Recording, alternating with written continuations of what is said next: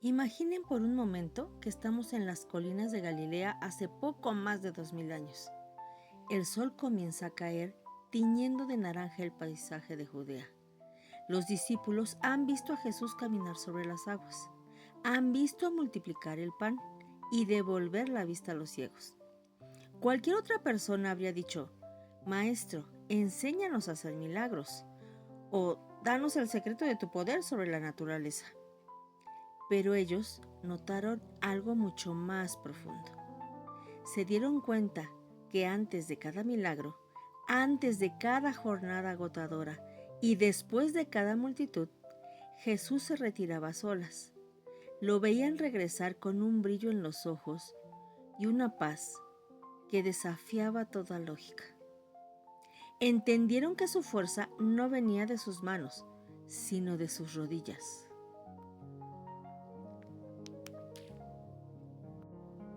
Es ahí, en ese silencio sepulcral del desierto, cuando uno de ellos se atreve a romper el hielo con una petición que cambiaría la historia de la fe para siempre. Señor, enséñanos a orar. En ese instante, Jesús no les entrega un manual de teología complejo ni un rito místico inaccesible. Les entrega una llave. Les dice: cuando oren, digan: Padre nuestro. Con esas dos palabras, Jesús no solo estaba dictando un rezo, estaba derribando los muros de un templo distante para invitarlos a la mesa de su propia familia. Estaba convirtiendo al Dios de los ejércitos en el papá de la humanidad. Prepárate, porque lo que Jesús compartió esa tarde no fue una oración para ser repetida, sino una revolución para ser vivida. Bienvenido a un viaje por la oración más poderosa y recitada de la historia de la humanidad. No importa si eres creyente, escéptico o simplemente un curioso de la historia. El Padre Nuestro ha sido el refugio de reyes, mendigos, santos y pecadores por más de 2000 años. ¿Pero alguna vez te has detenido a pensar qué significan realmente esas palabras? Hoy vamos a desglosar su origen, sus 7 peticiones fundamentales y los datos más curiosos que guardan sus sílabas. Jesús no enseñó el Padre Nuestro una sola vez como si fuera una clase de escuela, sino que lo hizo en contextos de vida cotidiana. Imagina a miles de personas sentadas en la ladera de una montaña frente al mar de Galilea.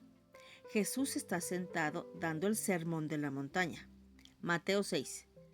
Aquí, Él comparte la oración no porque se la pidan, sino como un manifiesto de contraste. Les dice: no sean como los hipócritas que oran para que los vean. Ustedes oren así. Y les muestra. Es una enseñanza de autenticidad. En Lucas 11 se narra el momento más íntimo. Jesús estaba orando a solas, algo que hacía con frecuencia. Al terminar, sus discípulos, que lo habían visto hacer milagros, calmar tormentas y sanar enfermos, no le piden: enséñanos a hacer milagros, sino: Señor, enséñanos a orar. Ellos entendieron que el secreto del poder de Jesús no estaba en sus manos, sino en su conexión con el Padre. En el judaísmo del siglo I, Dios era visto como el Rey del universo, alguien imponente y distante.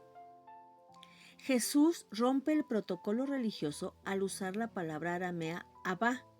Su significado no es solo padre, es más cercano como a papá o papito. Era la palabra que un niño pequeño usaba para llamar a su padre en la mesa. Al compartir esta oración, Jesús les está dando a sus discípulos y a nosotros un pase de entrada directo a la familia de Dios. Les está diciendo: mi Padre es ahora el de ustedes. Jesús no les entregó un texto para que lo repitieran como una mantra mágica o una fórmula sin sentido. Les dio una estructura de prioridades. Les enseñó que antes de pedir por el pan o por el perdón, debemos reconocer la soberanía de Dios. Un detalle histórico fascinante es que Jesús nunca dice Padre mío, sino Padre nuestro. en un mundo donde cada quien buscaba su propio beneficio, que se presenta hoy en día de manera muy común, gracias al individualismo.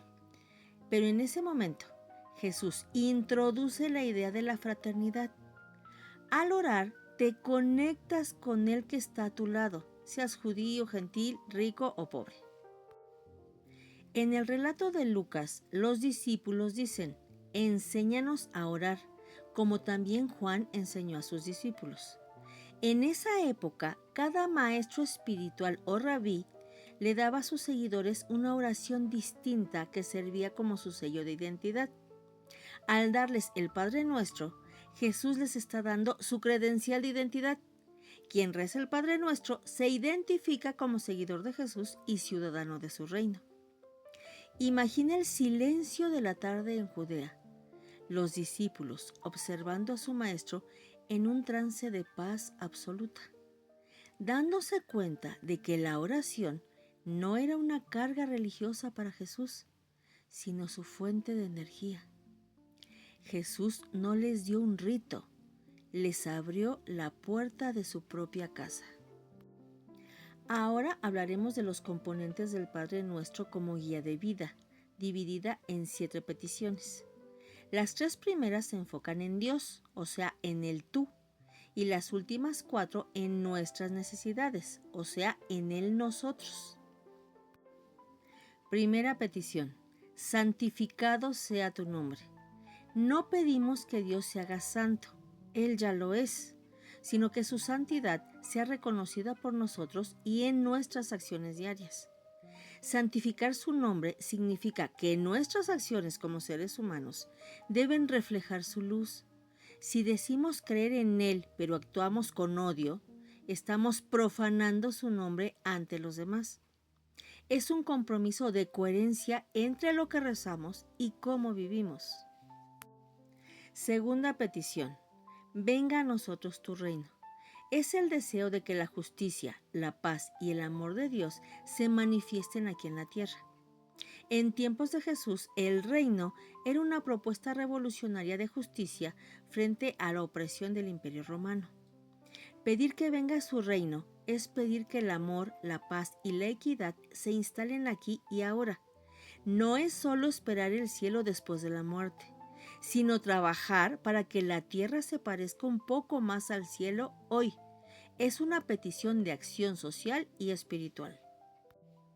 Tercera petición: hágase tu voluntad. La entrega total es aceptar que los planes de Dios son mayores que nuestros deseos momentáneos. Es la petición de la confianza radical.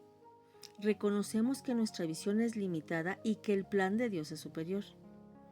Es la frase más difícil de rezar con sinceridad. Significa soltar el control y el ego. San Agustín decía que Dios quiere para nosotros cosas mejores de las que nosotros mismos sabemos pedir. Jesús en Getsemaní usa estas palabras antes de su entrega.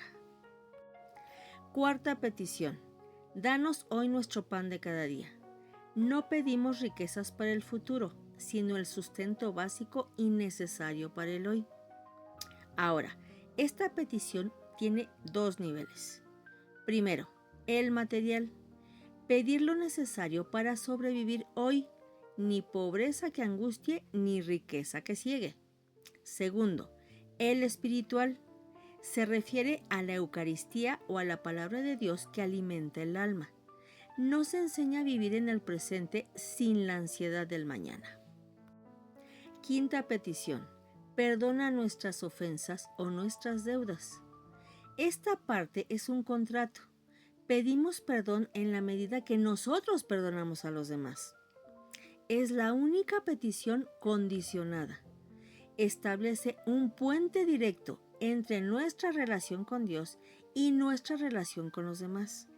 Es un recordatorio de que el perdón no es un sentimiento, sino una decisión. No podemos pedir una misericordia que nosotros mismos nos negamos a dar. Debemos soltar rencores para sanar personalmente. Sexta petición: no nos dejes caer en la tentación. Pedimos la fuerza espiritual para no ser vencidos por las pruebas que nos alejan del camino correcto. Es una petición de humildad. Reconocemos nuestra fragilidad y pedimos no ser puestos a prueba más allá de nuestras fuerzas. Es el grito de quien sabe que necesita ayuda para mantenerse en el camino correcto. Séptima petición: líbranos del mal. Una súplica final por protección contra el sufrimiento y las fuerzas negativas que nos rodean. En el griego original, el mal puede traducirse como el maligno, una entidad, o la maldad en general. Es la súplica final por protección. Pedimos ser librados de la ceguera espiritual, del egoísmo y de todo aquello que nos encadena. Es el reconocimiento de que hay batallas. Más que una fórmula para repetir, el Padre Nuestro es un resumen de todo el Evangelio.